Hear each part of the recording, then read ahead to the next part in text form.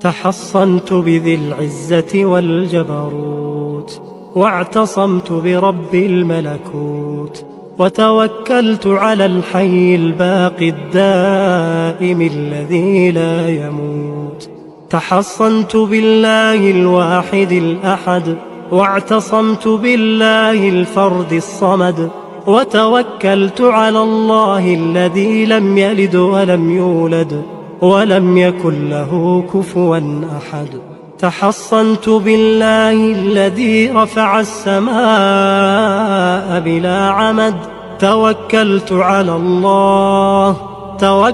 على الله الذي خلق الخلق وأحصاهم عددا. استعنت بالله الذي رزق الخلق ولم ينس منهم أحدا.